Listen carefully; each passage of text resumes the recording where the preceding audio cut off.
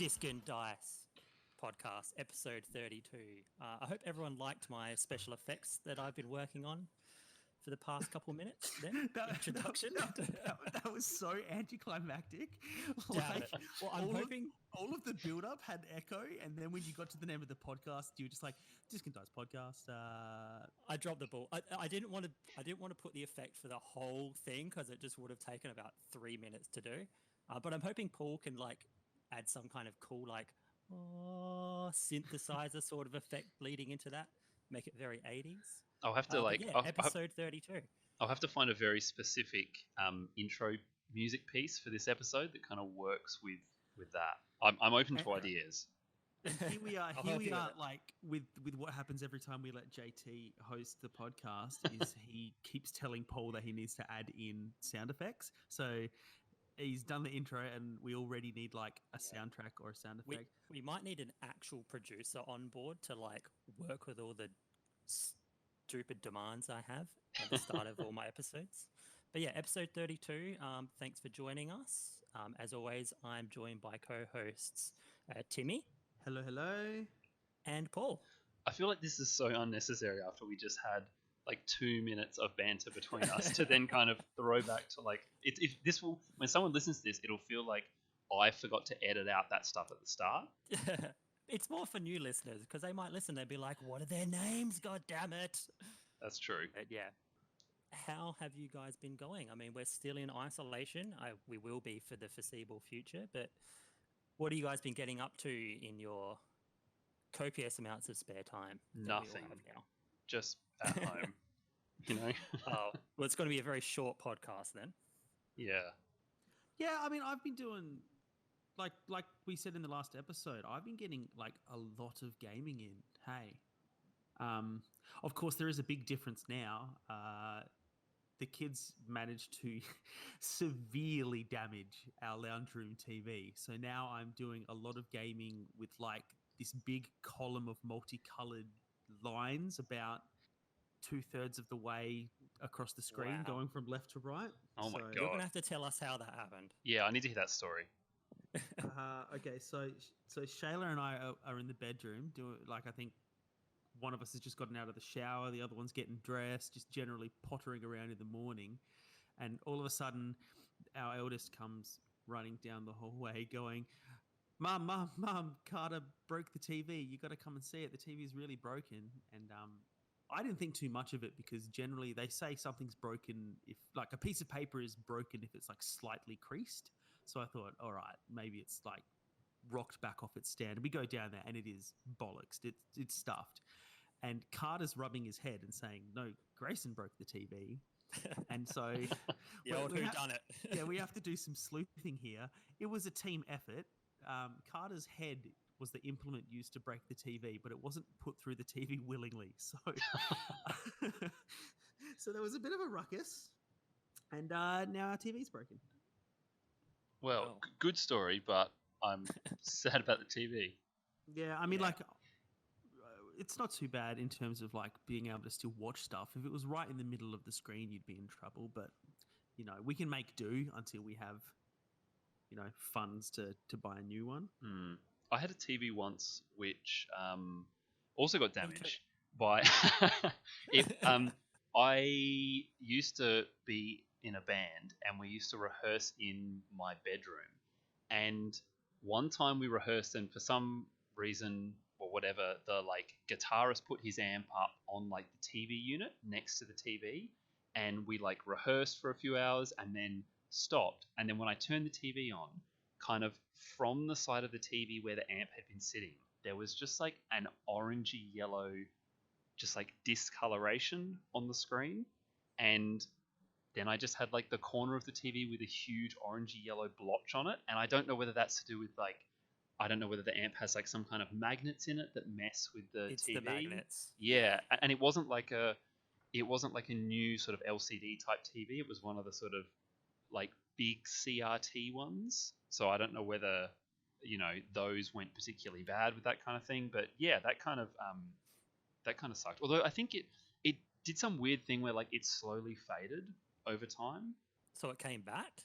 Yeah, but it got less. It never got 100% better. That corner always had that kind of color tint to it, and it went from sort of that color blocking every image to anything that was in that corner just having a kind of tint that was a bit yellow. But yeah, So a permanent Instagram filter for the TV. basically, yeah, way before Instagram was cool.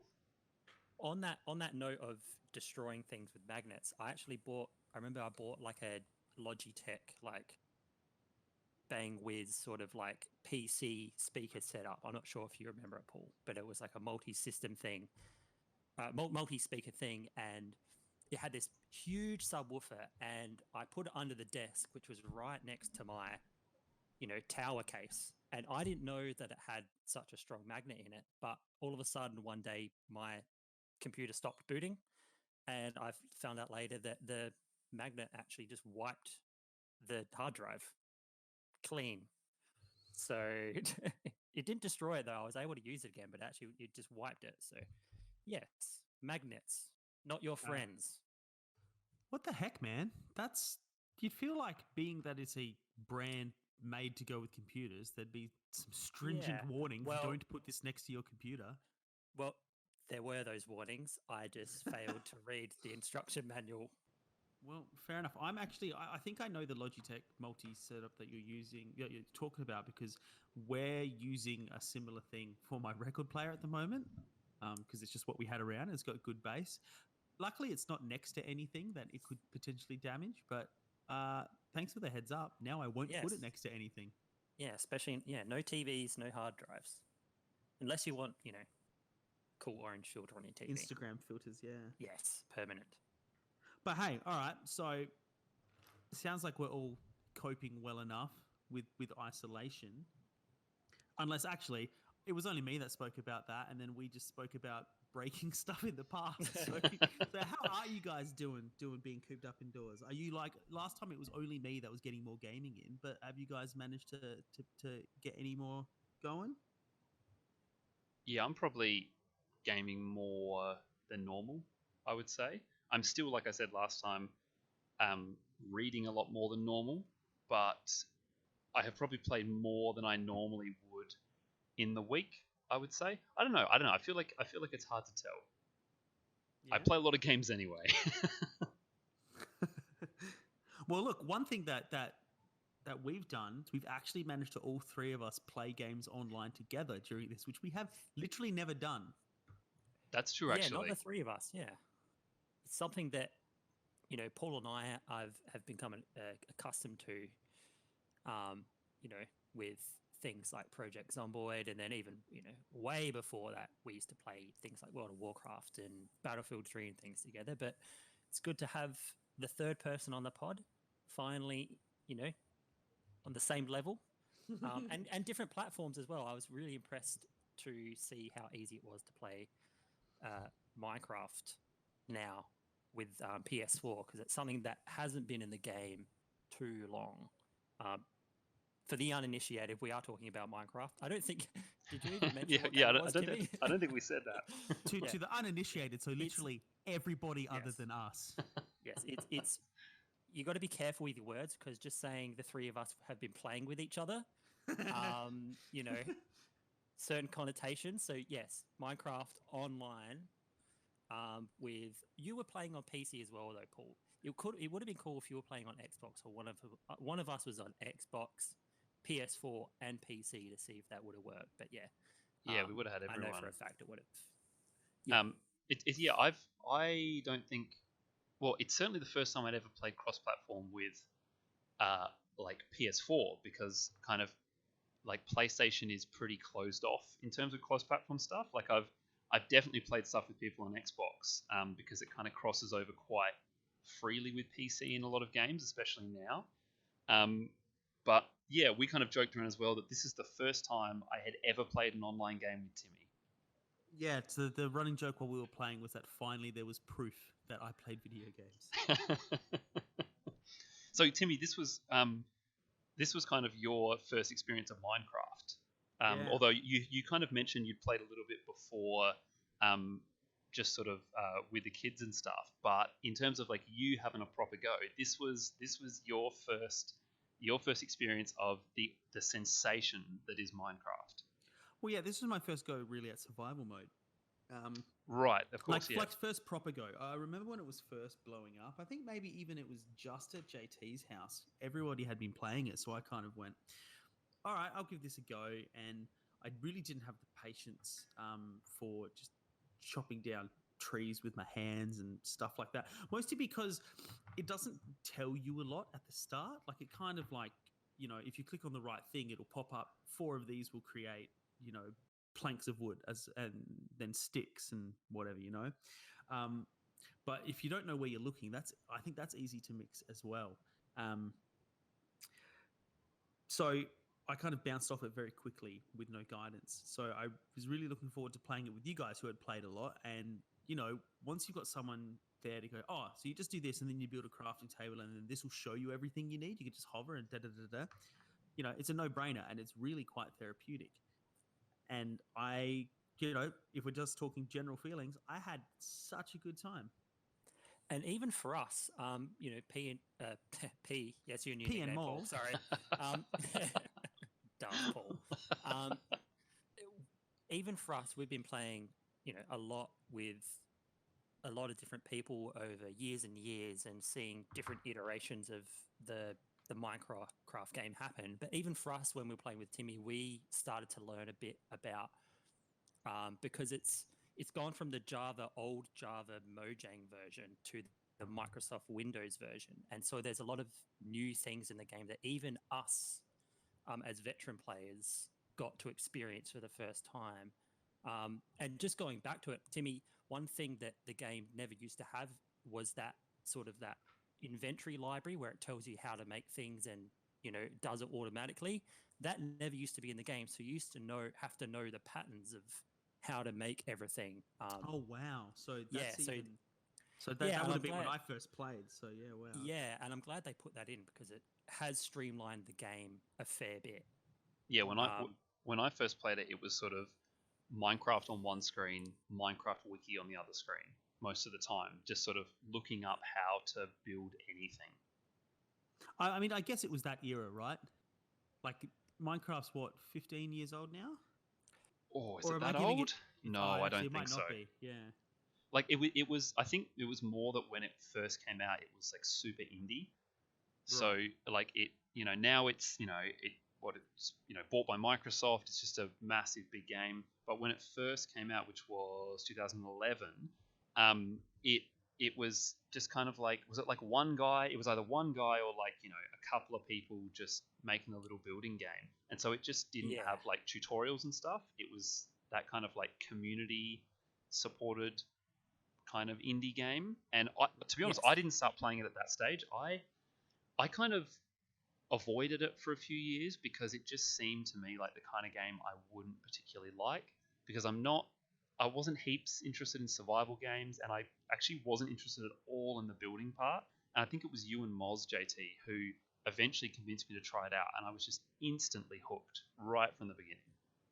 It's one of those things where it's just that much easier to become invested once you've played it with some friends, you know, to show you just a few of the little things you can do just to get you started. Because even for me, when I first got it, it was quite daunting. I think I built all my houses out of like the dirt because it was the easiest thing to get by just, you know, digging up the dirt and then building a house out of it. But then I was like, oh my God, you can like make wood. Oh my God, you can make axes and chop down wood quicker. And then it just sort of snowballs from there. But without having much input from someone else, it's daunting. It becomes quite a task to get even just little things done. I think what you're describing there, JT, is kind of like, it sounds like a pretty common way people get into Minecraft. I know it was how I did it as well. Like, it's just the act of building things a little bit makes you go, oh, okay, this is actually really calming or therapeutic or engaging, whatever you're taking from it. And it's only once you see the advantages of building with other things or wanting to make it look better that the mine part of Minecraft becomes appealing. Yeah, specifically the thing you said about looking better. I reckon I played for like 20 hours without even considering how things looked. I was just trying to get them like functional. It was just, I need a wall here, and I need a crafting table here, and a furnace there, and it was all just like everything was completely practical. And then at some point it was like, oh, I can turn these just random stone blocks into nice kind of cut stone blocks that look like a proper wall made out of all these like nicely sort of symmetrical blocks and things like that.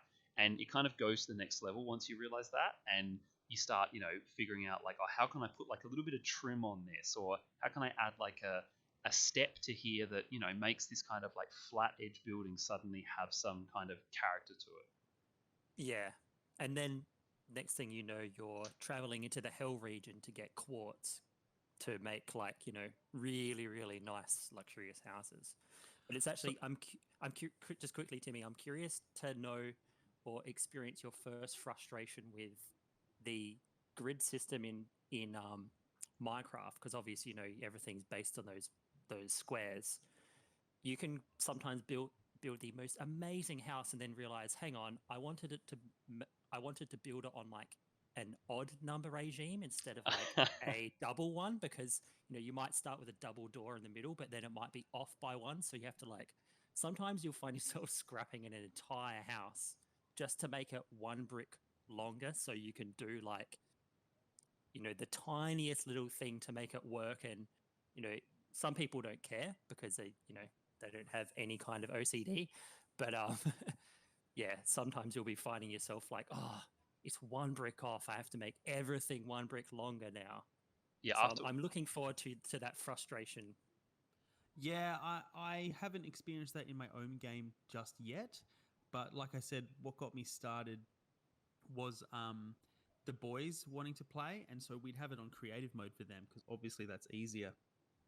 But what they'd get me to do, Grayson would be like, I just want to build a house and I want to put this in it and rah, rah, rah. He's a bit older. But Carter, because he's only a little one, he would want me to build him a house, but then make it a Baldy house. And Baldy being the character from that weird game, Baldy's Basics.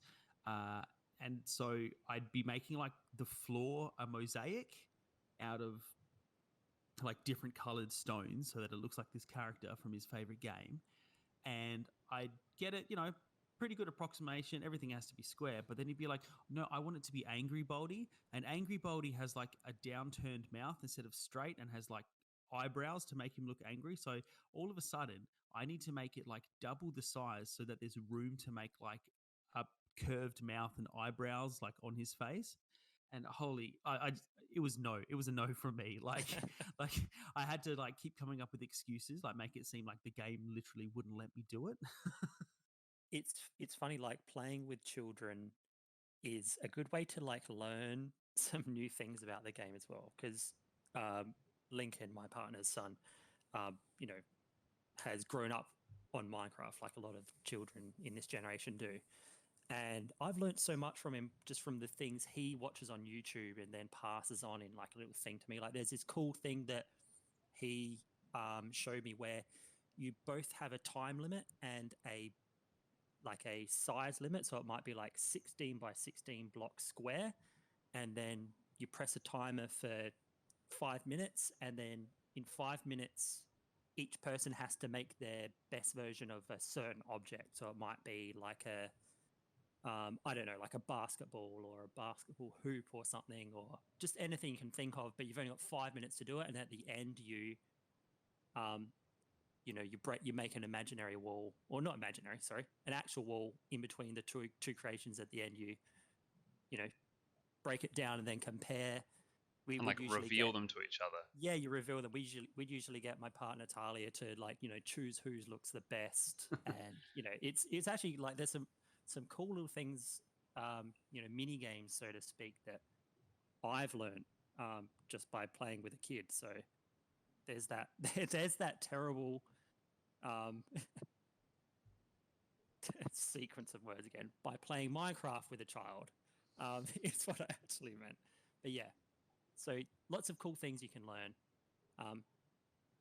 by playing with different types of people. I guess it's kind of cool that like that's Minecraft is a pretty good equalizer for natural skill. It's not like playing a shooter or playing real sports with a kid, right?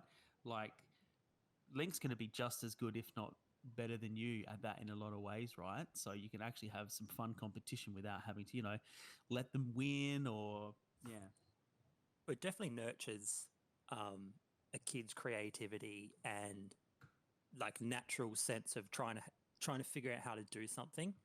It might, there's each little thing you build or make has its own set of problems to try and overcome, and it's a great way of kids learning how to, apply those skills to overcome things. Like build things in a different way. Or, he showed me how to build a couch in the game that looks really quite good with cushions and stuff, and it's like I would never have thought about it. I would never have thought to build that object in the way he did it.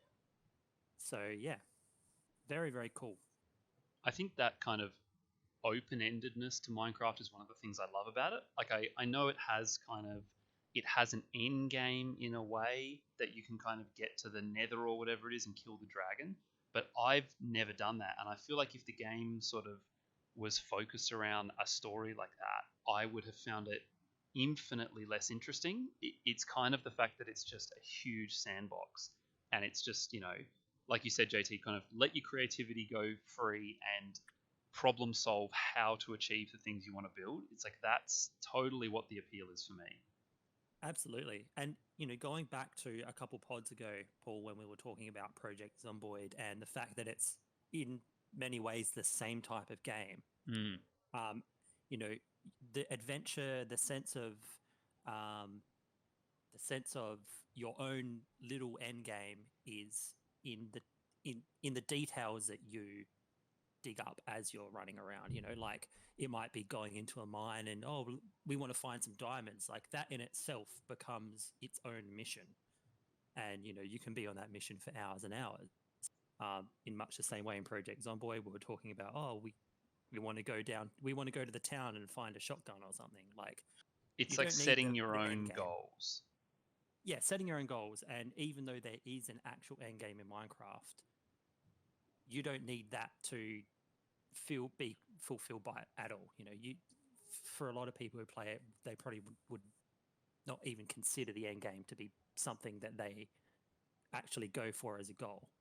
A goal for most people might just be like build a totally sweet house, and I think that's fulfilling enough for most people. Yeah, like I was saying, it would be cool if we made we went deep into a mine somewhere and hollowed it out and made like a big temple to Cthulhu, like a real Lovecraftian kind of spooky thing.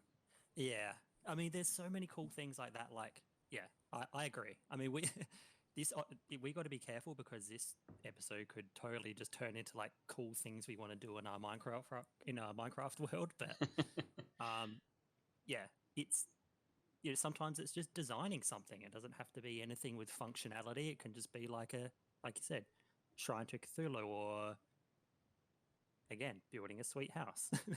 Yeah, building a basketball court for the sweet house. One of the things I did a few years ago in Minecraft is I wanted to build like a kind of dwarven fortress type thing. So I built like kind of a huge entrance into the side of a mountain, and then like a massive stairway going deep underground. And then I wanted it to have a hole like the Mines of Moria in Lord of the Rings, where the pillars go so high that you can't see the ceiling. And that took me so long to hollow out the entire hole, and for it to be high enough that you could have torches at the bottom but the light doesn't reach the top, and then to like build in the pillars along the way and stuff. And that it took me, I don't know how many hours to do it. I went through a whole lot of podcasts building that thing. But that's the kind of cool thing. I love having an idea like that, and then you just start working on it, and you just kind of chip away a little bit at it every day or something like that. Yes, yeah. I remember once, Paul, you and I think it was your brother and his friend Jake, we were playing Minecraft one night, like all night, but then it just got to the point where like, let's just, the objective is just to find villages and just burn them down. And that's like, right. we spent a whole night just like finding villages and burning them down just because. And yeah, it was great fun.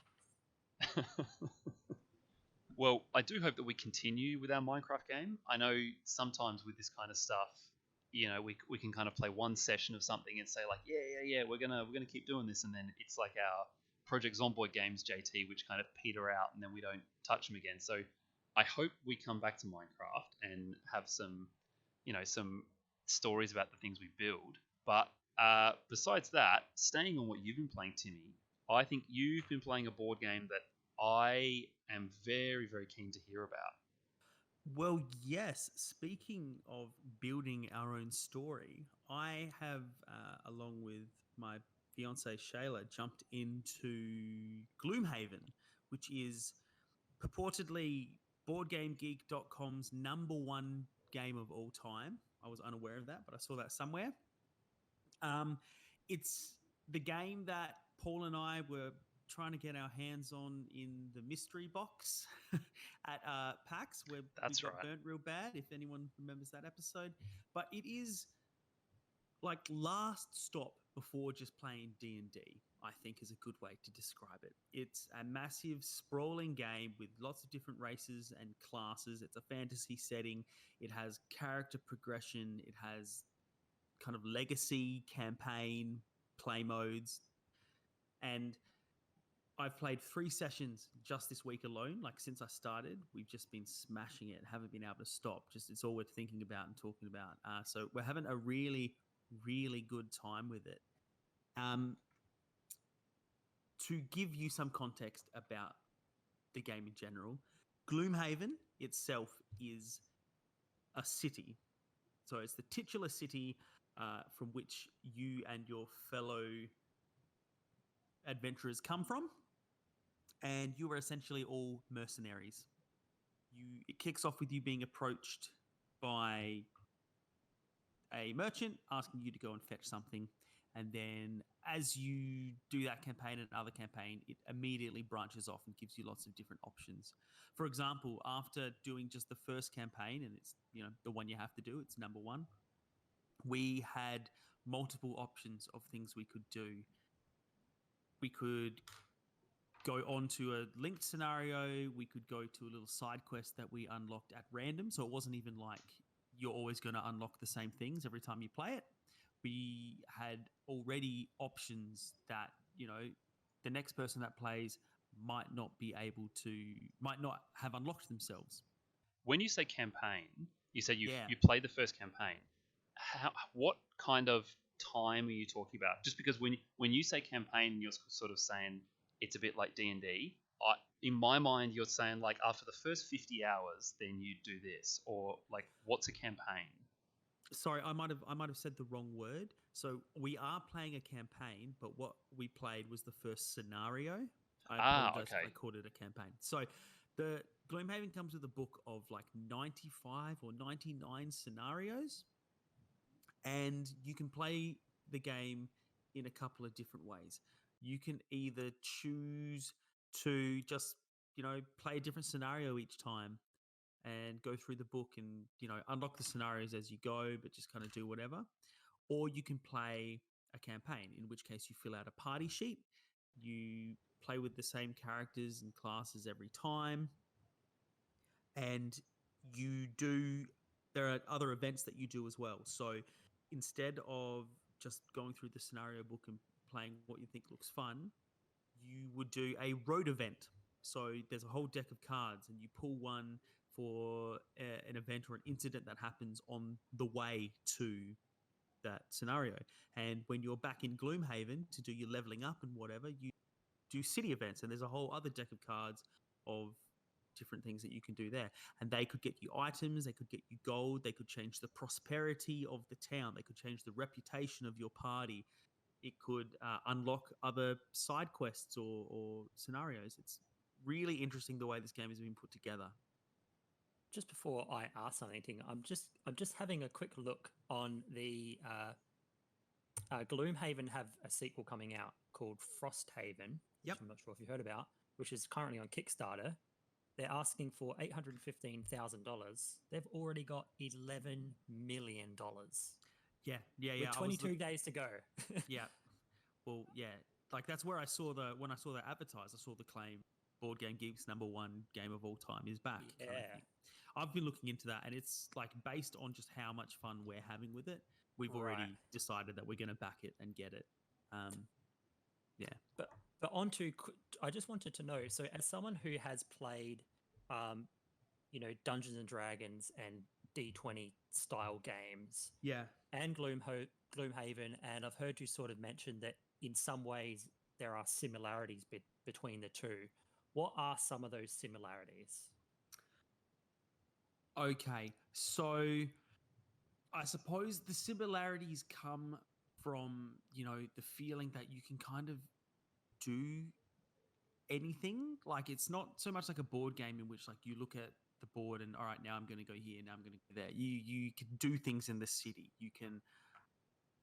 Your characters level up and you gain experience and you keep track of how much gold your character has. Like it has pads and we have pencils, and so it's got that pen and paper tabletop feel. The gameplay isn't necessarily the same because there's no dice rolling and you don't have stats. That you basically have a deck of cards that have modifiers to your attack and your range and stuff like that. But it's not like you have different skills that you need to make sure everything's leveling up. But when you do level up, you get perks. So it's kind of like the abilities in D&D for people familiar with that. Like you would add certain abilities to your character, and those abilities are manifested by adding different cards into your hand that you didn't necessarily have access to before. I just wanted to ask about, I guess it's kind of like about the D&D connection as well. How much space is there for role playing in it? Obviously not as much as Dungeons and Dragons, right? Because in that you've got a dungeon master who you will have conversations with, whereas in this you have a scenario book and you, like in Dead of Winter, Paul, for reference, you read out an introduction to the start of the camp scenario. So it might be, like I mentioned, the first campaign, you're having a conversation with a merchant who's sending you off to somewhere to fetch something for them, and you read that, and then when you get there, there's a bit more text about what you see, what you're doing. When you are playing the game, it doesn't encourage you to role play insofar as Dungeons and Dragons with you talking in character and all of that. What it does do is when you create your character, you get I can't remember what they call it, but it's like a quest card. Essentially, it is a life goal for your character that you're playing.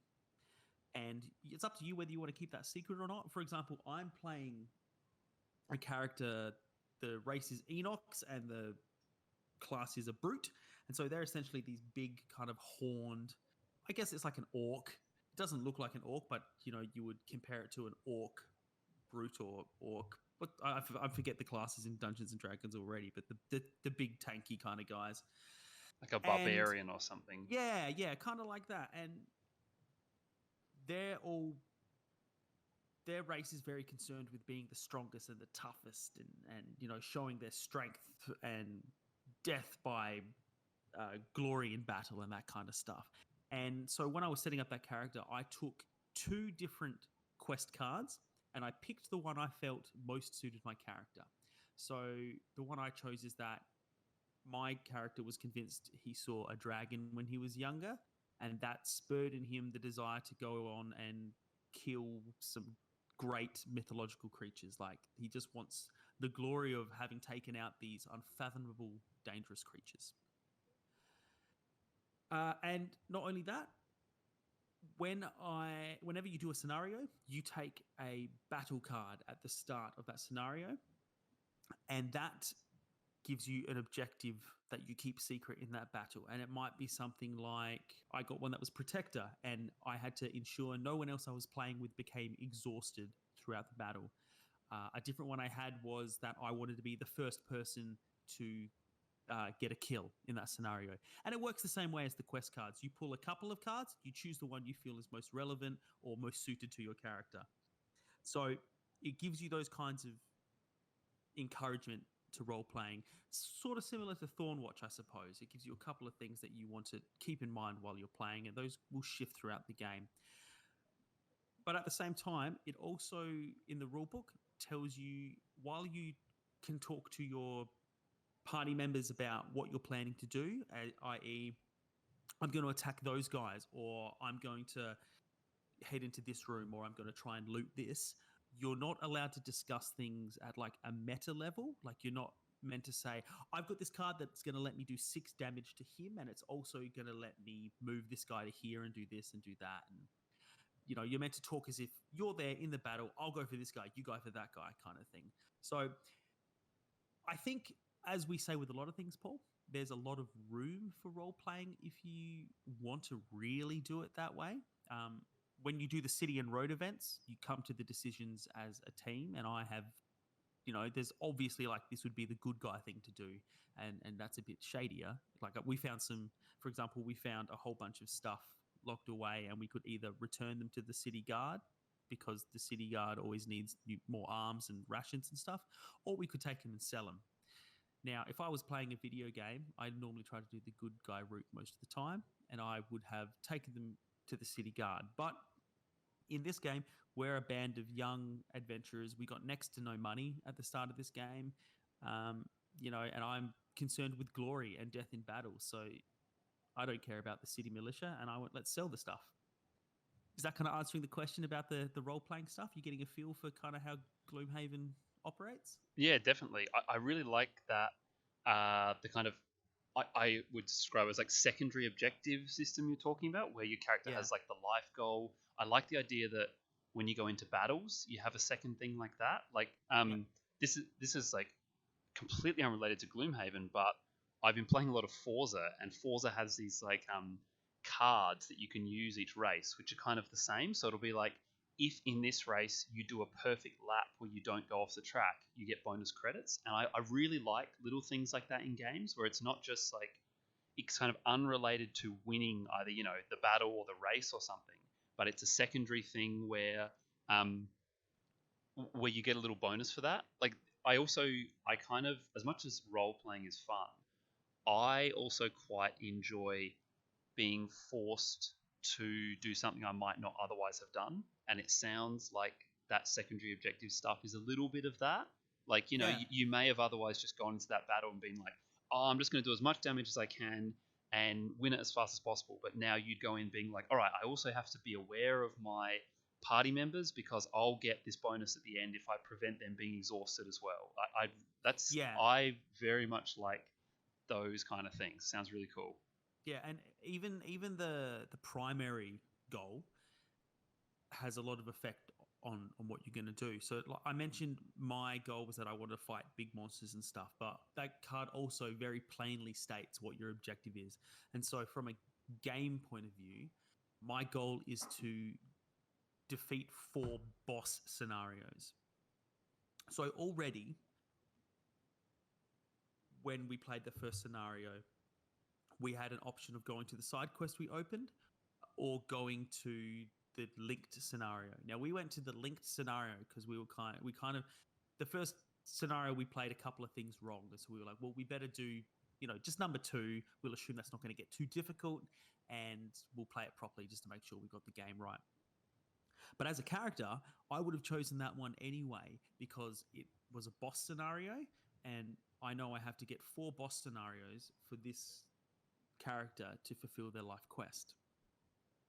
And here's something interesting that is where it really differs from Dungeons and Dragons and a lot of other games. Once I fulfill my life goal, I have to retire my character. Oh. I go back to Gloomhaven and the character retires. They've achieved what they set out to do, and they have no motivation now to keep putting themselves in harm's way. And then you make a new one? Well, whenever you finish a life goal, it unlocks more content in the box. Because you know how that Gloomhaven box is massive? Mm-hmm. Like 3/4 of what's in there is in boxes and envelopes that are sealed that I cannot open yet. So likely what will happen once I retire a character is I'll unlock a new class. And so then I can play any of the other classes in the box, any of the other 6 starting ones, or I can have a look at this new one. As well as that, retiring a character increases the prosperity of the town, which, you know, will give us access to more items in the Gloomhaven stores that we can't currently access. And it might unlock new scenarios. The first time anyone retires a character, there's a book in there called the Town Records, and we're able to open the Town Records. And I have no idea what's in there. The rule book recommends that you read it the whole way through once you've done that. So who knows how much we're going to unlock when we do that. So it's basically a legacy game. It is, except that, it encourages you to try new things. Shayla, when I told her that she was going to have to retire her character, she's like, well, I'm going to not achieve my life goal. I'm just not going to do it. But what you could do is you could do that, retire your character, and then start a new character with the exact same class. And the cool thing is the game accounts for people who want to stick with the same thing and not feel like they're losing out by achieving their objective, because as the prosperity of the town goes up, say we get to 3 prosperity, any new character you starts at level 3. So the town's prospering enough that it's attracting people of a higher caliber. There's more stuff in the store for you to get. It's just recognizing that the world has advanced to such a point that these people are now around and you can start at that level, which I think is cool. Like, everything clicks in with this game. It's like a well-oiled machine. As well as that, as we unlock these different scenarios, it's not just that we remember, okay, cool, now we can go to these things. We place these stickers on the board. So at the moment, we've got a pretty barren-looking landscape on the world board. As we finish scenario, which is made up of different tiles that we stick together, like lots of dungeon crawling games, like Mansions of Madness, for example, we put these stickers on the board, and that reminds us, okay, we can go to the tick boxes on them. So as we finish them, then we can tick them off as well. As the town becomes more prosperous, on the bottom of that world map, there's the little check boxes, and we go, all right, now we're at 2 prosperity, etc., etc. So there's permanent changes to the makeup of the game. A lot of the road and city events we've done, once you've done them, it's got a little picture of a torn up card on them. You were meant to permanently remove that card from the game. Now, I can't bring myself to damage my game pieces, so I'm putting them I'm putting them all together in a little pouch so that I know that they don't ever get included with anything again. And I also bought an officially licensed removable sticker set. So if I ever want to start fresh, I can take all the stickers off. But yeah, I really appreciate how this world is going to change. Like, the first scenario unlocked a sticker I needed to put along the top of the board that says city rule militaristic. And I'm going to have to, there are scenarios that I'm only going to be able to access if the city rule is militaristic. And so that means, I have to, when we unlock things, we'll have to take a look and be like, should we do this now, or should we risk doing something that is going to change, what the society in Gloomhaven is currently interested in? Like, I don't know what's coming. Like, I haven't looked ahead. I don't want to spoil anything, but it seems to imply to me that, the world could change a lot. Gloomhaven and how it operates could change a lot, and that could affect what I'm able to do, which gives the game a lot of replayability, even though the game has so much content that I don't think you need to replay anything. But, the option's there if I want to be playing 2 campaigns, I guess. It's sounding very cool. Oh, Yeah. It's amazing. This is all sounding, so cool to me. And it's raising all these sort of questions that I've got about it regarding, again, bringing it back to the Dungeons and Dragons thing. As a dungeon master who has experienced different types of players, people who play the game well, people who don't play the game well, it almost feels like playing a game like Gloomhaven first would be a good way to ease into then Dungeons and Dragons, because it sort of shows you how to play a game where there are actions that have, your actions have consequences, things are ongoing. There's that element of, metagaming, it's something that you don't do. Sort of like a good way to learn certain elements of how to play Dungeons and Dragons in a sort of controlled setting. I think, yeah, it shows you the benefits and why people love Dungeons and Dragons, but saves you getting bogged down in the minutia of Right. character creation and skill points and experience points and abilities. Like everything's just there. Like the way it plays in scenario is very simple. I mentioned there was no dice rolling. I might come into this in more detail in a second, but instead of being, you need to keep track of 6 different characteristics and how they affect the different things, you've got a deck, a very small hand of cards. My character has a maximum of 10. Shayla's has a maximum of 8. And those cards each have kind of like a top and a bottom, and they have different things like attack, move, or heal. And you choose 2 every turn, and you just do those 2 things. The top of one card, the bottom of another card.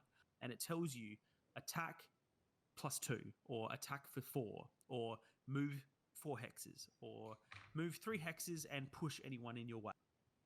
It's really simple. You don't need to keep track of all your character skills. If your character gets a perk or ability, it's normally add this card into your hand, or find this card in the box and replace. You can only have 10 cards. So if I get to level 2, I can look at the level 2 cards and swap in and out any cards I want as long as I don't exceed 10. And then that's how my character has more abilities and more skills. You kind of started to answer the question I had about like how the mechanics work. I feel like I was gonna ask about exactly what you said, because you said there's no dice being rolled or anything like that, and so I know we kind of try to avoid like reading out rules when we talk about board games, but I'm interested if there's any more you can say on how that stuff kind of works. Yeah, at a really high level, I have my hand of cards, and Shayla has her hand of cards, and then we have different cards for each type of monster that's in the scenario. And all of those cards, I mentioned, they each have a top half and a bottom half. They have move, attack, or whatever it might be. They also have a number in the middle, and the number is anything from 1 to like 99. And those are initiative, and whoever has the lowest one gets to have their turn first. That goes for monsters as well. All their cards have that as well. So you just take your turn based on the initiative. You have 2 cards, so normally you have 2 actions. You could have 2 cards that let you move twice, or cards that let you attack twice, or cards that let you heal.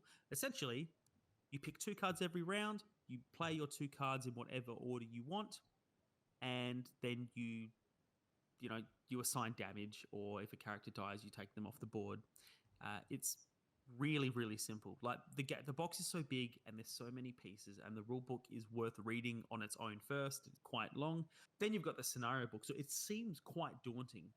And I honestly thought that it was going to be a lot trickier than it was.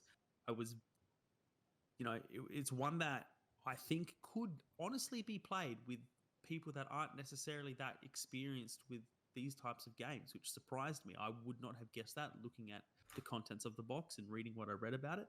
But the gameplay system itself is remarkably simple. JT's point before was really good about it being like sort of an entry level D&D thing. But I almost feel like personally now this kind of thing is more appealing to me than D&D, to be honest. Like this kind of thing, maybe something like Thornwatch, which doesn't sound like it's, this sounds like it's more complex and more detailed in terms of that stuff than Thornwatch. But the kind of things where it's like board game type stuff where it gives you some space to role play, but it's not, like you say, kind of the commitment or the complexity of an actual pen and paper game, because it's kind of like you say, or because it's kind of accessible to other people as well. So it's like, like we've been having some conversations about playing D&D kind of offline a bit, but I also feel like if you're going to play D&D, you kind of have to pick your group pretty carefully, and I guess you probably do for this kind of thing as well. But it's because it's more accessible, you can maybe play with people who otherwise wouldn't get involved in it. And like this kind of thing for me is like this is more appealing. Yeah, and although we're playing a campaign, the game is set up so that if, say, you and JT came over, we could so easily just play a scenario together. And Shayla and I could use our characters that we have, and you could play with new characters, and you would not be disadvantaged at all, and we would not have it any easier, necessarily. That's great. That's really good.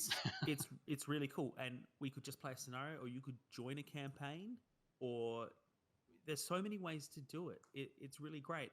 One cool thing is with the scenario, each time you play a scenario, you get to choose the level you want to play the scenario at. Now, the game gives you the recommendation. It says the average, you should play it at the average level of all the characters playing, divided by 2 and rounded down, I think is what it says. So we're playing all the campaigns at a level 1.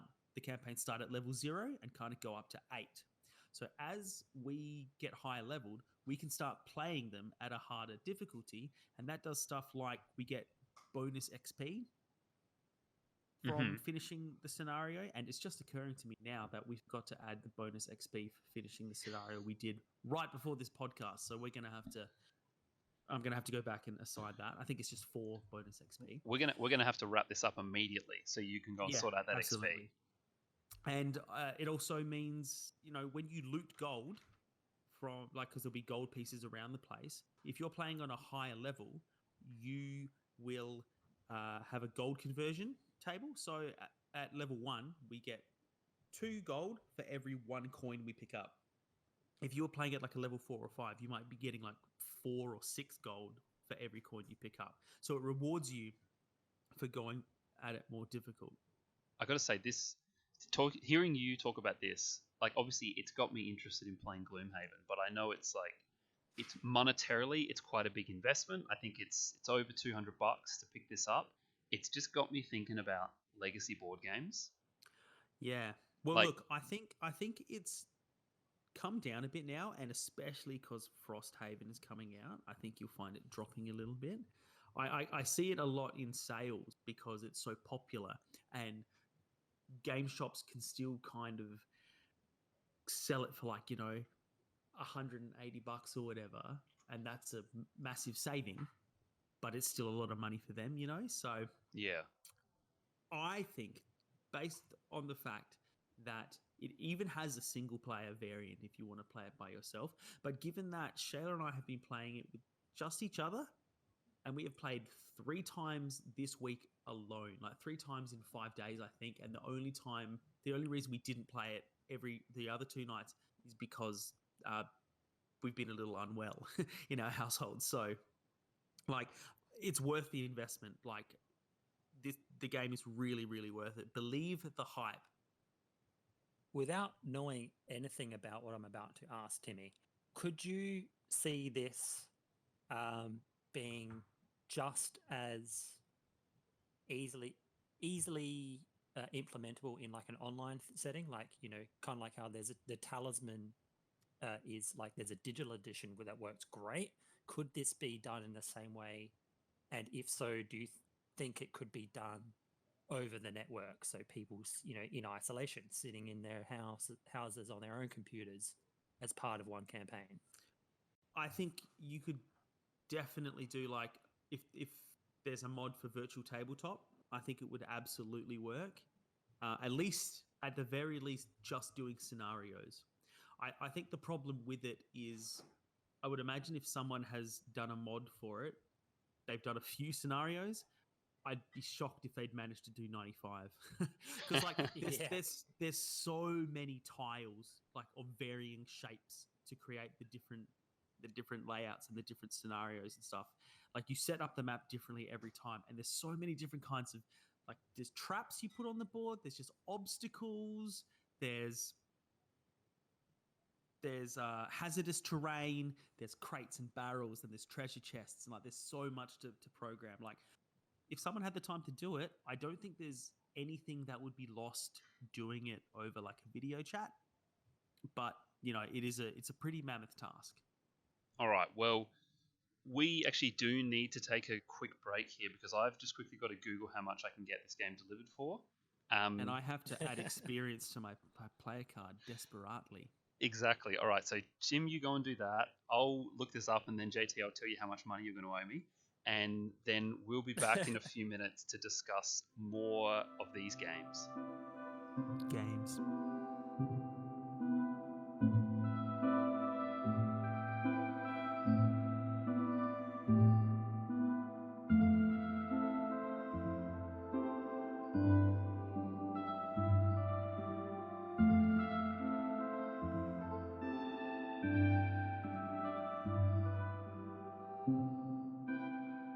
Welcome back to Disc and Dice. Now, just before this break, when we were talking about Gloomhaven, JT, you asked Timmy about whether we'd be able to play that online, like the physical game. It's actually a question that I wanted to pose to you guys more generally, considering our current period of isolation, not just ours, but sort of everyone else in the world. Are there any physical card or board games that you could play with friends over, like, Skype or Discord or something like that? Because I know there's things like Tabletop Simulator, but there's a bit of a barrier for entry for that for people. Like, you've got to have a PC, you've got to have Steam, all that kind of stuff. You've got to kind of download the mods to play the games. But if someone just wanted to, like, get together and have a board game night virtually, are there things that you think would work for that? The things that come straight to mind are the games that I know have a digital version. So like I said before, you've got Talisman Digital Edition, but that obviously requires people to own the same game. Right, and I'm trying. Everyone has to have, Yeah, I'm trying to avoid like stuff where they have to buy and then like download a digital version. It's like we talked a bit about some kind of card games, maybe stuff like Coup or things like that. And I think we'd sort of come to the conclusion that anything that shares a deck is kind of impossible because you can't share the deck. there's no way to do that digitally. But I had kind of thought stuff like I thought you could play Keyforge. You would obviously have to have your kind of camera set up so you can see the board in front of each other, and it wouldn't necessarily be super easy to do. But there's not a whole lot of kind of crossover of cards moving over to the other side, and in the rare instances that does happen, you could pretty easily get around it by just making a note and putting it there on the table. But yeah, I don't know, like board game stuff in terms of maybe things like Pandemic and stuff like that. It's just I don't see any way you can really play that stuff online with other people. You could play Spyfall because like there's an app for that, and you put in the room code, and everybody gets dealt the stuff. So you put yourself all on a video chat together using Skype or Facebook video or Zoom or whatever it is, and you could easily play Spyfall. Probably you do it without a timer, I would imagine. That would get a bit tricky. Well, I'm pretty sure that Spyfall started as the app. I'm almost certain the person who came up with it made the app first, and then it got made into that board game. So I think that's an ideal game to play in isolation. Obviously, so long that as everyone has a phone, which I don't know too many people who don't. So I guess that's like anything that has very few components, doesn't have a deck, and kind of has like Spyfall, you sort of have the locations that you can all look at. That can quite easily be shared around, so you don't necessarily need that. But in the app, like there's not a picture of it, and I think there's not. No. It's very rudimentary. It's a white background with black text, and it's kind of like, you'd be a bit more lax. If you were at a carnival and somebody said, a fair or the road show or something like that, you'd be like, yeah, you got it. That's fine, Yeah, okay. That could still work. I was going to say anything that requires a board. I just think like you would need just one person with a really good setup, so they could have like a top-down camera, and they would have to be willing to move anybody's pieces for them, almost. Yeah, you could have sort of like you do with One Night Werewolf, where you've got one person who isn't actually playing the game, but they're sort of overseeing how the game is getting played out. Like a game master, yeah. Yeah, like a game master. And if you had one person doing that, and then everybody else in some way had a way to see their elements of the game, but then Yeah. someone moving everything around so that there's just one board that needs to be dealt with. Like you Well, could yeah, you I could can possibly see that do work. you could possibly do werewolf like that through kind of like private messaging. Well, people at work, or maybe not my work, it might have been our friend Heath's work. They used to play it, I'm pretty sure, because they'd play it on Messenger, and they had some bit of software or something that would randomly assign everyone their characters. Hmm. Right, And yeah. they would do it over chat, so they'd all be talking, and whoever the werewolves were, they would have their own little chat, and they would you'd lose the element of listening to people and trying to work out who did what, It would Right. be in a the good night, way to. but it would, as long as you were all committed to talking a lot more, You would get that's kind of an interesting sort of thought, because people who have played One Night Werewolf, that a lot of it is people get blamed for a certain thing in the game over completely illogical things, like they might hear someone rustle a paper or something, or someone might breathe differently, and then they're like, that's it, I heard something over there, that person is the werewolf. but It would remove all those that's all elements, you've but got though. that's right, but that does make the game what it is. But at the same time, it would also mean that if you're playing it without those elements, you've got only the process of deduction to really help you. Yeah, the more I think about this, even though I raised the question, the more I feel like you lose something essential to any of these games by doing it like this. I think, like, you would have to have people really committed and used to the games to be able to put up with it. I feel like anybody casual, anybody who was like, we talk about often, like, planning a games night, and you have to account for if someone's bringing a friend or a partner that's not used to playing games. You play the simpler games because you're going to lose them. Mm-hmm. And then, once one person's distracted, it's kind of contagious. So you need people that are like really committed to it. And know the games already. I think, like, it's definitely a very different sort of experience. It almost makes it almost really makes the case for having a digital version of a game that already exists, right? Like, Yeah. it almost makes it worth to buy Steam and then buy one of the card games, which almost all of them have a digital version now. Yeah. And in all honesty, having the digital version of a game, even if this isolation situation didn't exist, it's actually a really good way to learn the game for yourself as well, because some games can become quite complex. It's a good way to learn how a game is meant to flow, things like who does what when, if the instruction manuals might not have a certain piece of information that should be in there. It's a good way to learn as well. It's just another supplementary sort of situation. But yeah, in isolation mode, it's kind of essential, right? Yeah, I can see how that's useful for like learning rules, like you're saying. But in general, I don't know, if I've got a board game that we play, we get together and play, and then it's like, oh, there's a digital version, we can play it online. That really doesn't appeal to me, because for me, you still want to play the actual game, right? Yeah.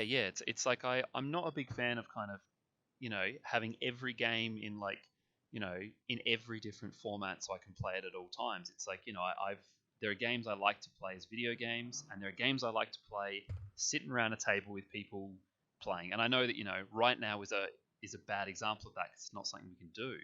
But yeah, like I'm probably unlikely to get I don't know. I'm kind of looking at my games here and thinking what has a digital version. But you said like Talisman or something before, JT, that like yes, that has a digital version. But I know like either you or Timmy have that physically. Yeah. I mean, Timmy, I know you have the Warhammer version of Talisman. Yeah. I've got the actual Talisman, and yeah, any day I'd rather play that Talisman over the digital version. But I guess we're kind of talking like we don't have that option, right? Right. That's what I guess I mean. Like right now we can't do that. Yeah. Well, I feel like we've done a pretty bad job of coming up with any sort of suggestions for that. But there are digital options for this kind of thing, and JT and I and our respective partners have actually been playing one of those that works really, really well in this situation. So we've been playing Keep Talking and Nobody Explodes, which is something that I first played years ago, I think, with you, Timmy, for the first time. I think it was. I think me and you and my housemates. Yeah, we played it. Yeah, with Flynn and Emily when you first got back from Russia, I think. Yeah, I think we did, and then I think we've come back to it every now and then over the years. And given the current climate, JT and I thought we'd give it a go. So just very briefly, this is a bomb. What do we call, like a bomb defusal game, and the way it works is you play it online in a sense, but you're not actually connecting and playing the game online. So because we're all self-isolating, we can't be in the same place. You basically play the game in two teams. One of the teams looks at the bomb, and the other team has a bomb defusal manual that gives you all of the ways that you deal with the various wires and systems and modules that the bomb has, so you can defuse it. And you're supposed to play the game separate anyway. So the people looking at the bomb don't see the manual, the people looking at the manual can't see the bomb, and you have to communicate and describe the situation to defuse it. So it works really well in this situation. So I can have it up on my TV screen, and then we have JT on Skype on my tablet, and we're telling JT and Talia, like, this is what color the wires are, this is what the things look like on the bomb, and then you guys have got the manual, and you're kind of telling us what we need to do. And then you can kind of swap back and forwards. And you don't actually... You both need to own the game in order to both have a shot at defusing the bomb. I guess technically, you could play it if only one person had the game, but the other people would just never be able to defuse the bomb themselves, if that makes sense. But yeah, it's a really fantastic game, and it has a really great learning curve. So the initial bombs are quite straightforward, and if you sort of follow it through the progress of bombs that the game gives you, it very slowly adds a new kind of module. So you have things like colored wires that you have to cut, and then it will add something which is like a thing that has 4 buttons with different symbols, and you have to work out what's the right order to press them. Or it'll add another module after that, which is 4 or 6 words that appear on a screen, and you have to figure out, again, sort of what order to press them, but it's a bit more complicated than the symbols before. And slowly you work your way up to, well, some pretty insane bombs that we've never really had a good go at, because I think they're just kind of beyond us at our current level. But JT, maybe you got something you want to add on it as well. Well, I mean, I just kind of wanted to talk about, going back to this whole isolation thing and what things are appropriate in this setting. And I think this game, when it was first made, really didn't foresee people taking advantage of playing it in 2 completely different settings and then using a network to sort of talk, because it's not necessary. Right. Traditionally, you just have your teams in the same room, and then they just couldn't see it. Right. Or just separate you rooms. Have your backs separate rooms. Like that's how we always played it. Yeah, or but it, I guess, as we found out, the other day, this works perfectly for this kind of setting. It is so ideal because you don't need... Only one person really needs to have the technology to do it at one time. Mm-hmm. We don't both need to be connecting the game. There's no way to even connect the games themselves in terms of, my computer and your computer don't need to be connected, because the bomb defusal manual is a physical manual. You print it out. Right. That's actually super important. I should have mentioned that. Yes. You print the manual is printed out. Yeah, there is like there's a digital video game where you see the bomb on your screen and you use your controller to interact with it, and then there is like a 20 or 30 page physical manual that shows you all the different things that can be on the bomb. And it just worked so well. We, as long as we had our video chat, we didn't even need to video chat. We could have just phone called. Yeah. As well, but it's it's nice to sort of, I guess, see your friends' beautiful faces from time to time. Panicking and losing their shit. I also I like kind of like the element of realism, right? Like the kind of the panic not being able to necessarily exploded straight away. You know, like you're yelling down the line, like you're in the van, the bomb defusal van, and you're talking to the tech who's out there, and like they just go quiet. What's happened? What's going on? There's no way to know. The stress is so real. Well, just on that, Timmy, it's it's a great game to sort of role play a little bit. The first time I ever saw it was through a YouTube channel called Node, and they do a lot of these types of games, you know, off the radar sort of games, so to speak. They're not AAA titles, and they do things like, it's where I first heard about Avalon. But when they did this, they had people in completely separate rooms. Actually, I think they were completely separate buildings. And one of the buildings was this big warehouse with a fake bomb in front of them and a laptop with the game set up. And they went in there wearing like an FBI suit, like bomb suit, and a walkie-talkie.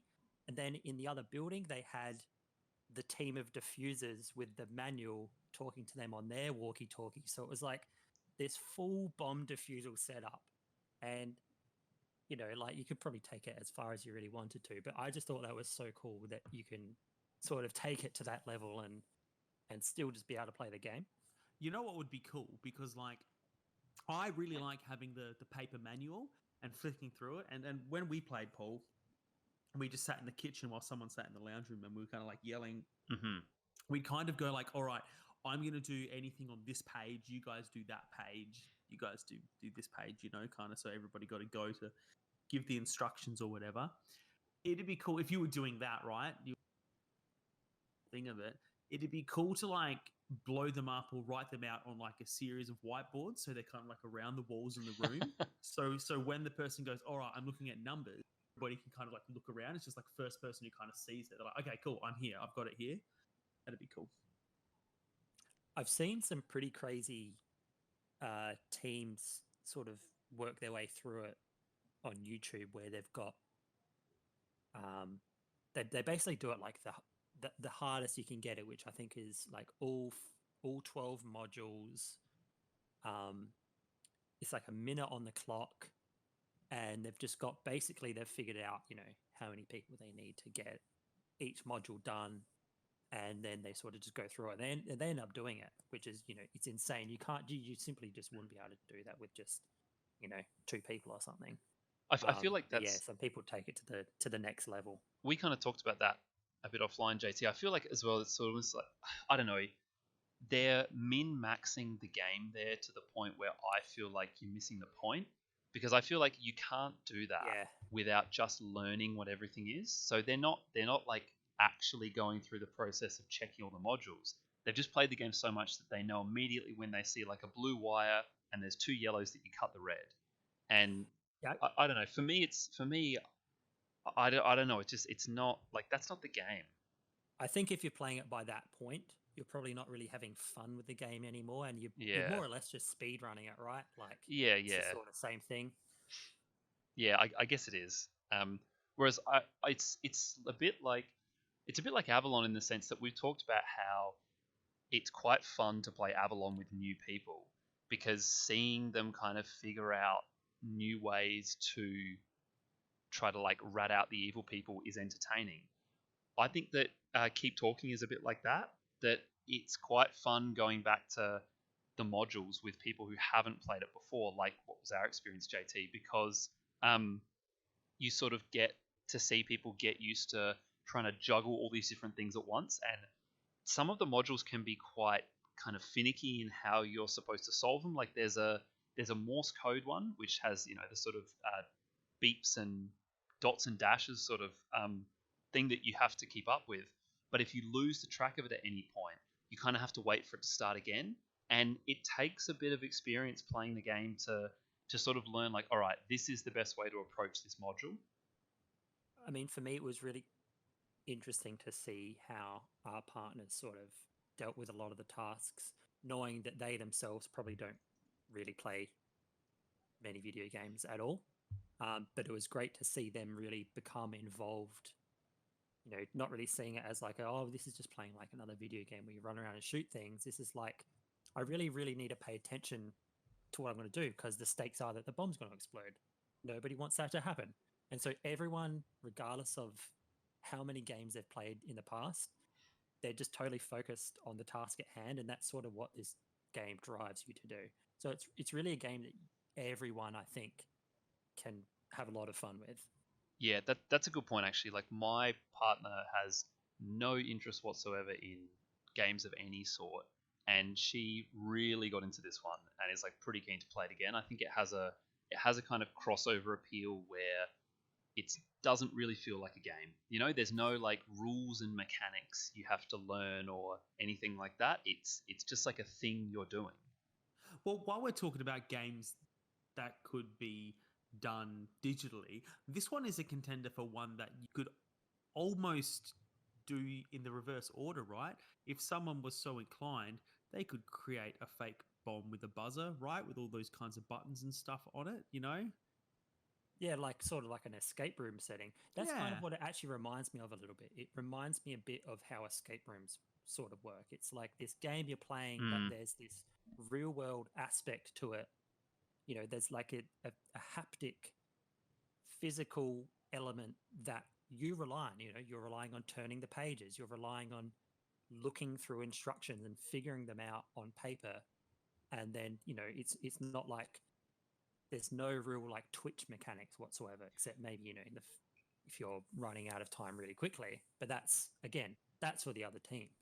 So Uh, it's a, like you said, it's a perfect crossover between the physical and the virtual, and yeah, it just brings it together sort of so well.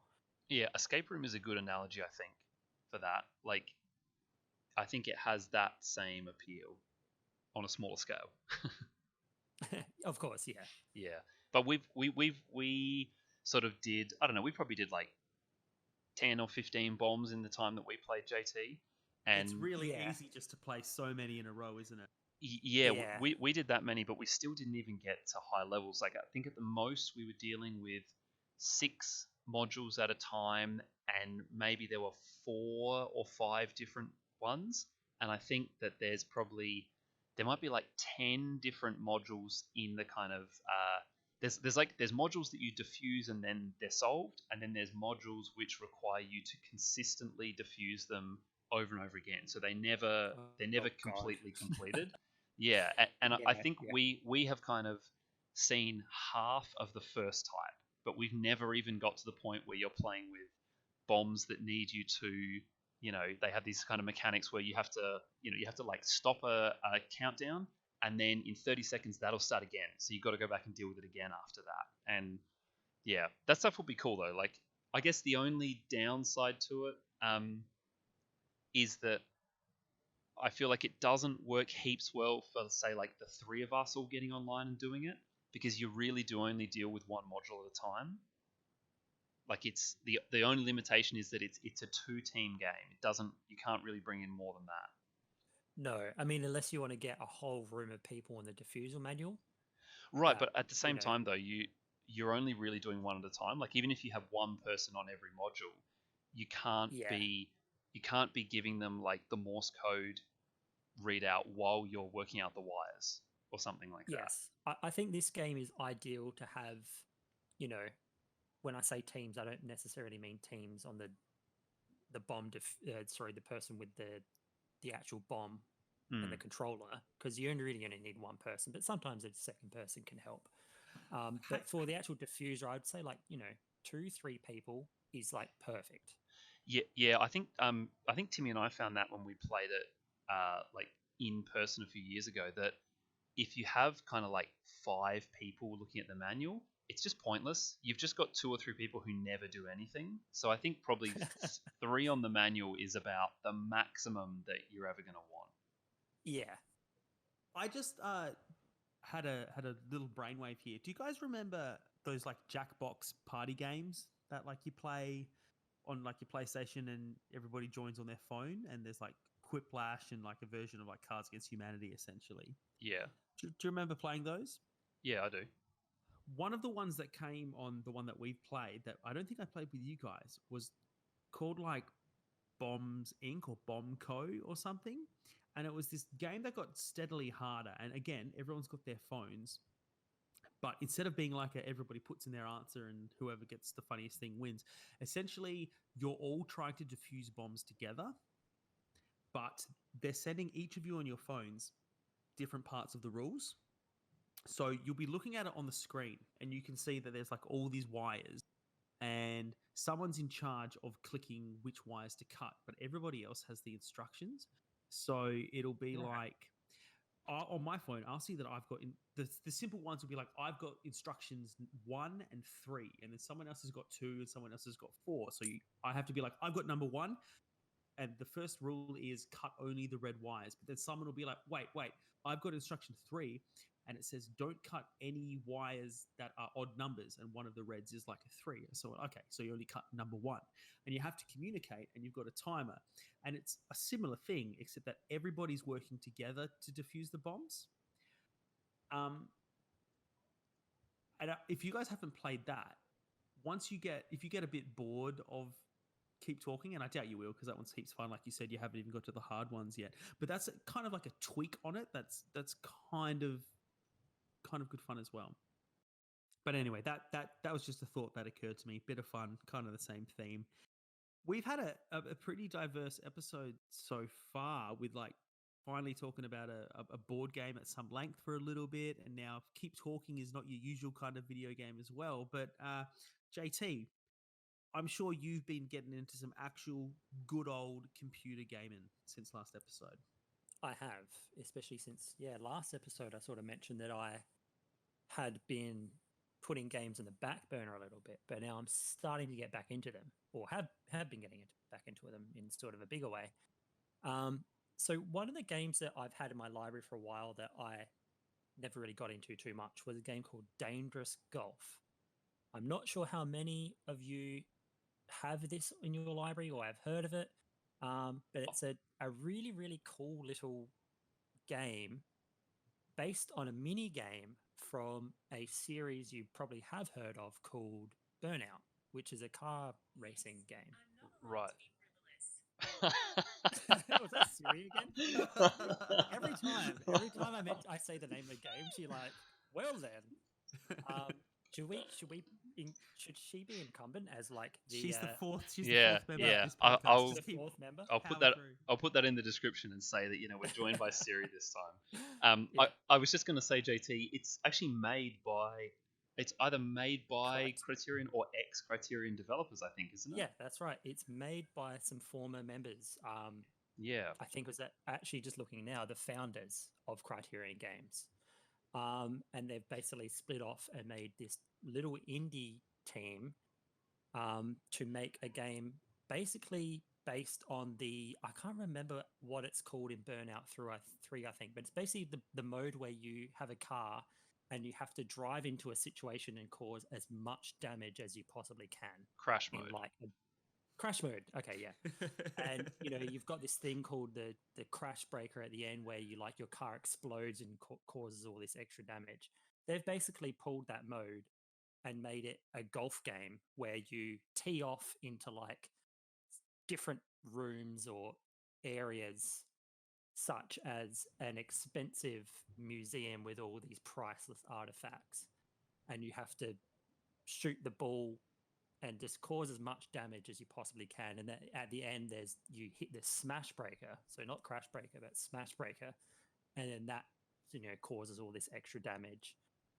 So I've actually just been playing through that. It's not a long game. I think I've got like one more of the World Series or the World Tours they're called, where you just go around different countries. There's like France, Australia, England, and America, and they've got different areas. But yeah, I don't want to go into it too much because there's, that's basically the game. You just destroy things.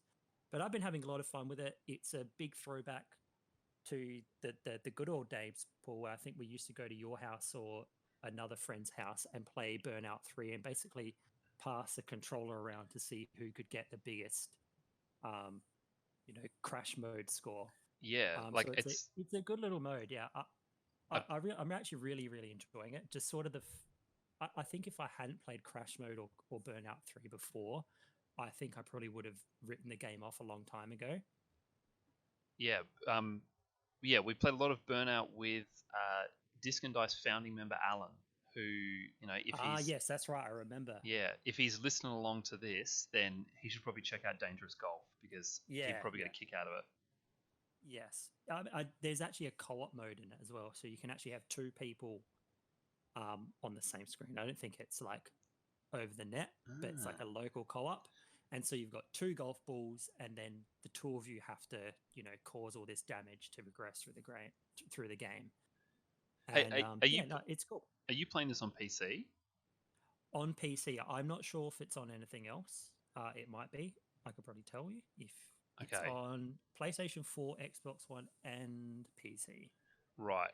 Because it's something that has always interested me. Having really liked specifically just the crash mode. I didn't really get that much from anything else in the Burnout games, but that specific thing was so much fun.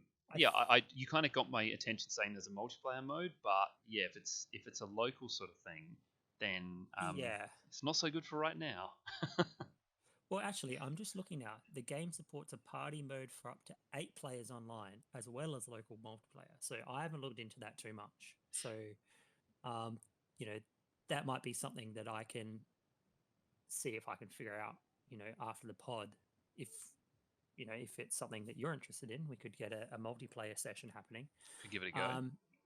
Yeah, I think the thing with crash mode in Burnout, the thing that made that so much better than even just this game was that it was just such a novelty for the game. It was like it didn't need to be in the game whatsoever, but a Burnout, I think otherwise it's just a racing game where you crash into stuff every now and then. But that mode particularly was just fun because it was like it's a car racing game, but there's this mode where you just sort of just wreak havoc and just destroy everything. Yeah, it felt like it was kind of. It feels like it's a mode that would be in a different game and would be completely ignored. But for Burnout, it almost transcended the rest of the game, and it became the thing that people remember about at least that era. I know I know for later Burnouts they took it away and replaced it with like another mode that wasn't quite the same thing. But it's like a throwaway mini game that just was incredible. I coincidentally have just been playing a whole bunch of Burnout Paradise recently. Right. Because I was able to download it onto my PS4, and that's the only one that you can get on the current generation. And that was the first one that kind of did what like all the Need for Speeds do now. It's like this big open world, and you just like drive around, and then you start events wherever you happen to find one. And it also dropped off the crash mode, and I was really disappointed because I was like, oh, well, that sucks. And then I found like a party mode that you could start, but it's still just like you take it one at a time, and it's just like hit these 2 billboards as quick as you can. Like it still didn't quite have that same thing. And they applied how that game works to all the Need for Speeds, which made all the Need for Speeds more fun, but it made Burnout not what made Burnout fun anymore. A trade-off, we get a more interesting Need for Speed series, but we don't get what made Burnout, unique. Yeah. So it's good that Dangerous Golf is filling that void then.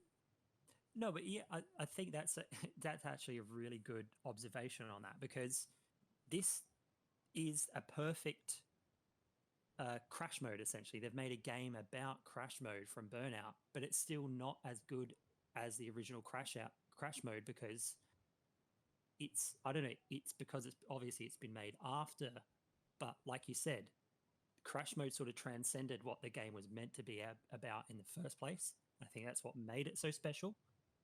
But still, I think it's a game I got in another humble bundle for like, I don't know, a few dollars or something like that. But no, I've been having fun with it. It's like, it's got a cool little aesthetic, and it's just a lot of fun just to see, if you're frustrated for whatever reason.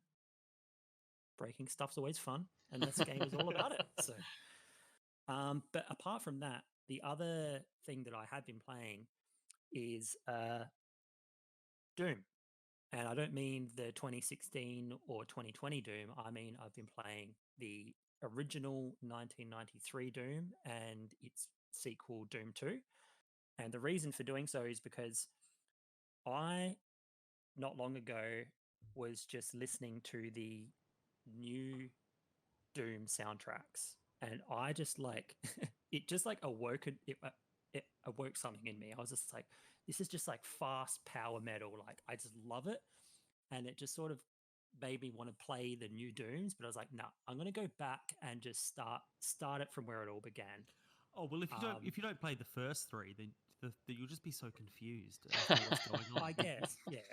I mean, I think Doom and Doom Eternal, as in the new ones, are sort of more or less self-contained because the old Dooms, not really counting Doom 3, um, there was such little discourse in the story. Like, the story was literally this paragraph in the manual that just told you that, like, there was a base on Mars and they made a portal and hell started coming through and you have to kill everyone. Like, that's the story.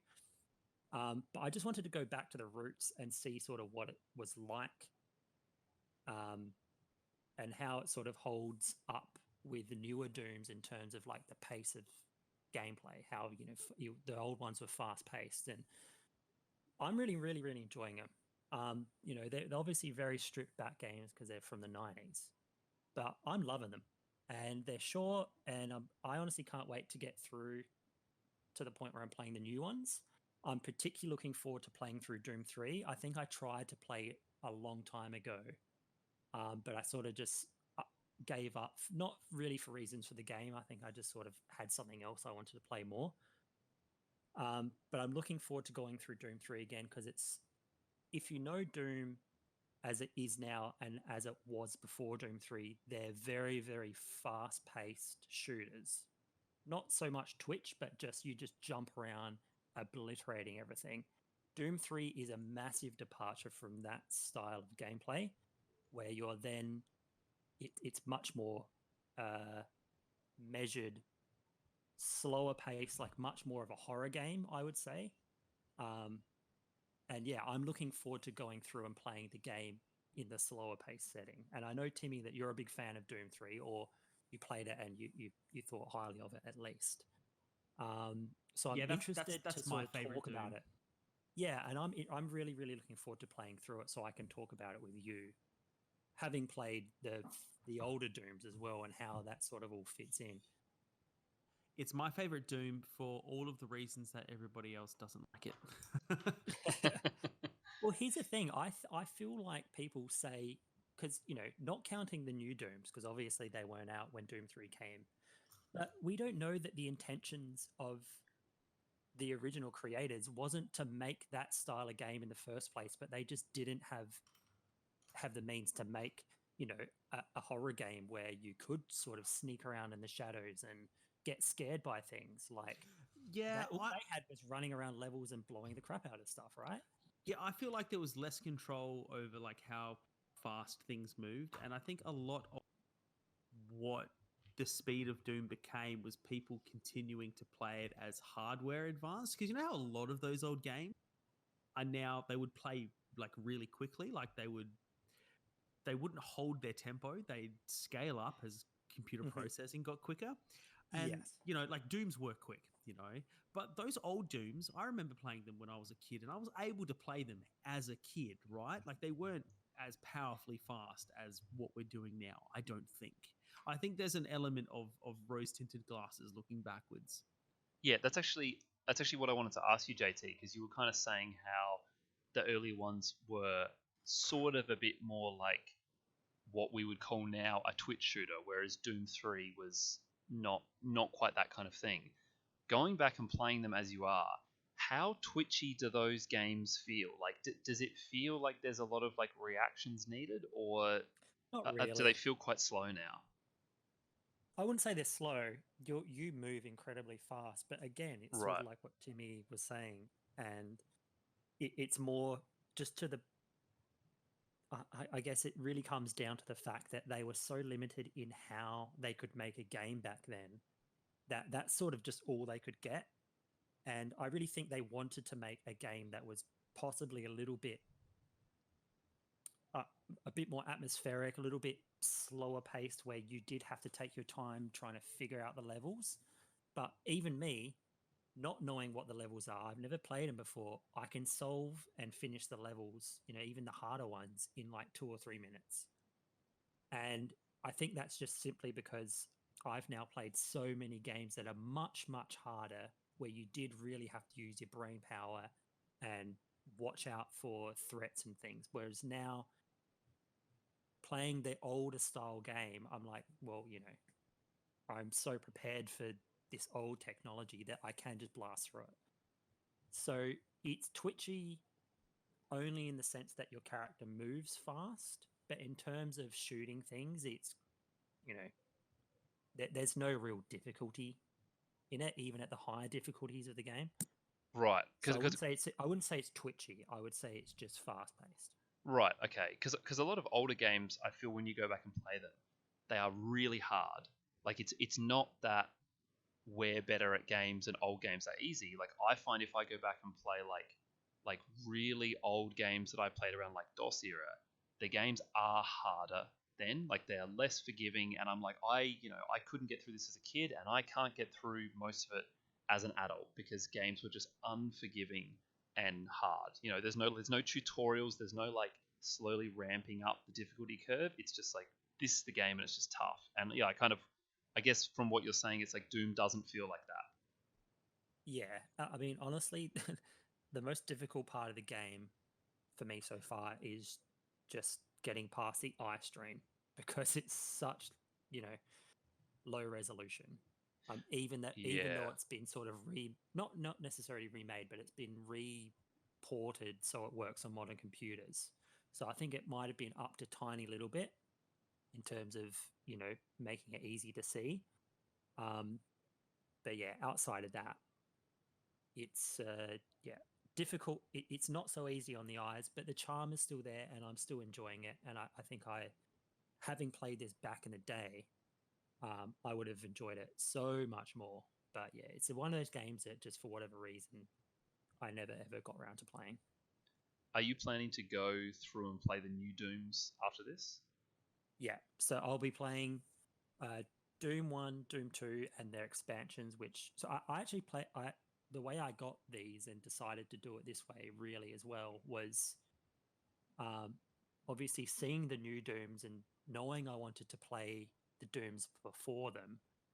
But what sealed the deal was getting the Doom 3 BFG edition on Steam, and that actually comes with Doom 1 and Doom 2 and all the expansions. So I was like, well, like it's sort of a no-brainer. They're there. I know that they're going to be short. I'm just going to play them. So yeah, I'll be playing Doom 3 after this, and then Doom Eternal. That's essentially what I've been playing. I've been playing some other very small indie games as well, but I won't really go into them because it's really just they're tiny. Tiny games I got in Humble Bundle, but yeah, that's essentially what I have been playing. Tiny games so small we can't even see them. They're not measurable by the podcast. Happy games. All right. Well, I think we'll wrap it up there for today. But as we always do, we always have a chat about what we're planning to play. JT, besides your ongoing Doom Odyssey, what else do you plan to game? I'm hoping to get into some more Keep Talking with you guys. I'm not sure if you have it, Timmy, in any way, shape, or form. I do not. You do not. Well, get on that because I think it could be a good time. Apart from that as well, I'm hoping, Paul, that we can get back into our Project Zomboid campaign, if you want to call it that, or ongoing game, because we've sort of neglected that probably for the last couple of weeks. So I'm keen to sort of get back in and start playing that some more, especially while we're sort of locked in isolation.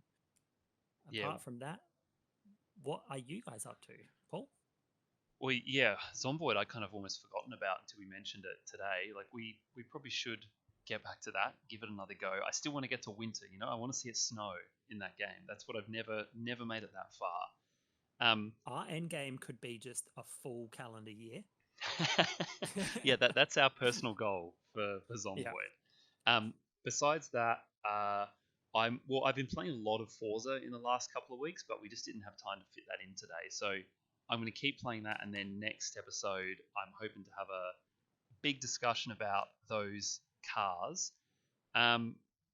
Besides that, I would like to play some more Minecraft with you guys. So Timmy can see a bit more of that, and we can try and perhaps build something impressive.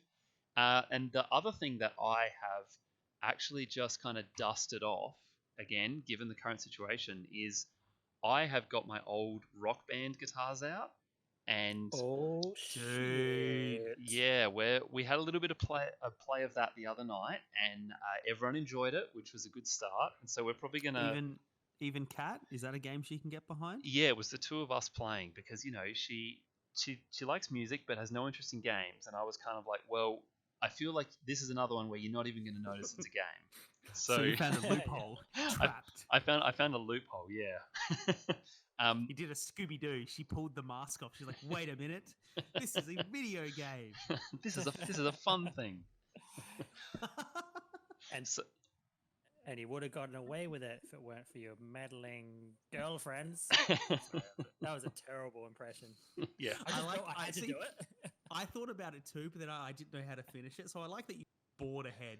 I did the start of that, and I was like, "This is a terrible idea," but now I've just got to commit. So yeah, Rock Band's definitely on the agenda for the next couple of weeks. We'll see how we go with that. There's I noticed that there's like a Rock Band 4. I'm playing Rock Band 3 on Xbox 360. There's a Rock Band 4 for like the current generation consoles, but you've got to get like an adapter to make your instruments work, and that stuff is so expensive now because it's all not being made anymore, and everyone's because they're all like piece of crap plastic instruments. Anyone who played it heaps, they've all just broken, and so like even if you want to like buy those instruments online or buy the adapter, it's just expensive, which is really annoying because I'd love to get like the current gen one, but for now we're gonna play it on the 360. Just quickly, Paul, while we're talking about those music band games, I'm not. First of all, I'm not sure if they're still actually happening, but didn't they get to the point where they're basically like that the instruments that you play them on are just actual instruments? Yeah, they did like I feel like it did that. at some point they did like pro instruments and stuff like that, but to be honest, I feel like the game music genre has like it's kind of died now. Like it had its moment and now it's gone. So yeah, but I think we'll come to that more next week after I've played a bit more of it. But Timmy, what about you? What's your gaming going to be? Well, PS Plus just dropped their new games for this month. One was Uncharted 4, which of course I played the crap out of. And I keep thinking maybe I'll go back and replay all of Uncharted, but Shayla hasn't played any of them, so I'm trying to pressure her into doing it before I do. But the other one was Dirt Rally 2, and I loved the rally games when it was Colin McRae Rally. I was a big fan of those back in the day, and Dirt kind of took over once he passed, and so he couldn't kind of be the namesake for that anymore. But those games like kind of always stay expensive. Like they never really go on Dirt games until they're like way old. So I haven't played one in ages. So I jumped on this just like straight away, and I've got it downloaded and installed, and I'm really keen to give that a crack. I played the like Dirt games when that was kind of rebooted like that. But I played like Dirt Rally when that was kind of spun off into its own thing after, because the Dirt series got like crazy arcadey. And I played the first Dirt Rally and I loved it. And I just noticed yesterday that Dirt Rally 2 is on sale for $20 on Xbox. Oh, dude, do it. So I may pick that up as well. Awesome. And the only other thing I want to do is we're going to play more Gloomhaven. So we're probably going to play again tonight. Like we got the bug so bad. All right. Well, that's all the gaming that you're going to get from the three of us for next episode. Hopefully we'll stick to some of that and actually play some of that online stuff together. But yeah, if you want to get in touch with us, you can email us, discanddice@gmail.com. We're on all the social medias. We're on Facebook, search for us there. We're on Twitter @discanddice. And yeah, I think that's everything. So thanks again, guys. Awkward thanks. And keep enjoying your isolation. Stay 1.5 meters away from all other people, except if you're a hairdresser. but for Yeah. no more than 45 minutes. Because that's definitely how long it takes to get coronavirus. Exactly. All right.